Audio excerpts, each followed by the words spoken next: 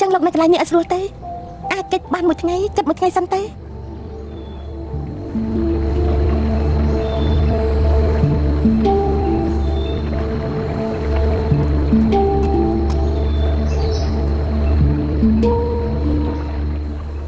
បុត្រនាំតបមករាជធានីទទួលរាជបញ្ជាថ្វាយបង្គំព្រះបិតា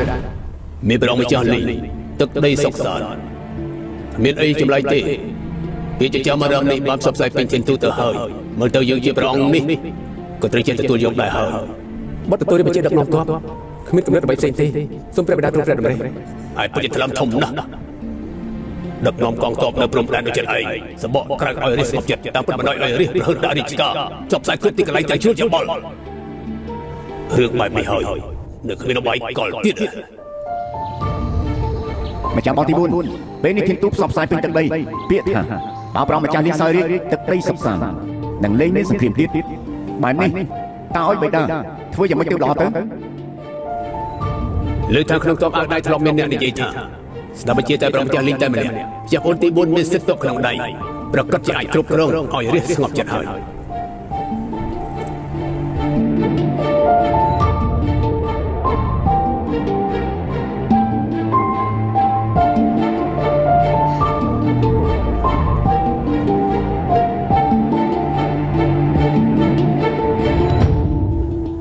មកព្រះបិតាមិនជឿជាក់លើបុត្រទេបិតាឲ្យដកផ្លាកទ័ពនេះទៅវិញបុត្រសុខចិត្តមកនៅក្នុងដំណាក់វិញមិនប៉ះពាល់រឿងរាជការទៀតទេ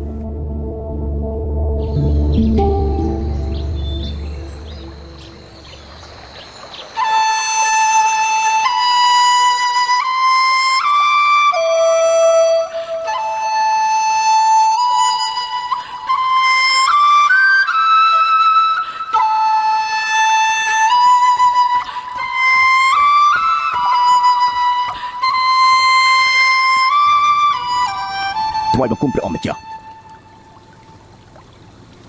ពេលនេះព្រះអង្គម្ចាស់លីធ្លាក់ជ្រោះមិនដឹងស្លាប់ឬរស់មនុស្សទាំងភ្លឺទាំងងងឹតសុទ្ធតែកំពុងស្វែងរកទ្រង់ពេលនេះបើនៅតែមករវល់ពីកិច្ចការទៀតខ្លាចតែព្រះអង្គដេញដោលសួរទេខ្ញុំបានទូលបិតាហើយថានៅក្នុងដំណាក់សម្រាប់បើមានពេលគិតរឿងអស់នោះយើងល្អយកពេលមកមើលថែផ្កាស្មៅអស់នេះវិញមិនដឹងថាផ្កាចម្លែកទាំង6ដែលនៅសល់នេះពេលណាទើបអាចដុះចេញមកទេអាយ៉ាព្រះអង្គម្ចាស់អូបរ៉ាយហ្វងលោកដឹងទេក្នុងសម្ព័ន្ធធ្មប់មានផ្កាចម្លែក12អាយ៉ាផ្កាស្មៅទាំងអស់នេះទូលបង្គំយល់មកច្បាស់ដូចជាព្រះអង្គម្ចាស់ទេនោះស្អែកហៅមនុស្សឲ្យយកដើមត្រចៀកកម្មប្រាក់មួយដើមនេះទៅឲ្យឃ្លាតមេឃីអូព្រះអង្គម្ចាស់ចង់បញ្ឆោតនៅរីធ្មប់ចេញមក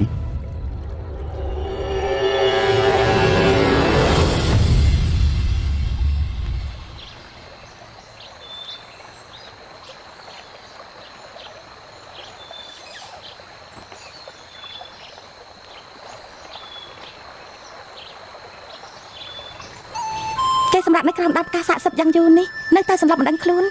ឬក៏មានបញ្ហាត្រង់ណាទេដឹកណាខ្ញុំចាំបានថាលោកគ្រូធ្លាប់ប្រាប់ពីនយោបាយមួយអាចធ្វើឲ្យមនុស្សស្លាប់ហើយរស់ឡើងវិញគឺយកឈាមរបស់នារីធ្មប់ដាក់ចូលក្នុងថ្នាំប៉ុន្តែបើធ្វើអញ្ចឹងថ្ងៃក្រោយលោកត្រូវស្ដាប់សម្ដីខ្ញុំហើយ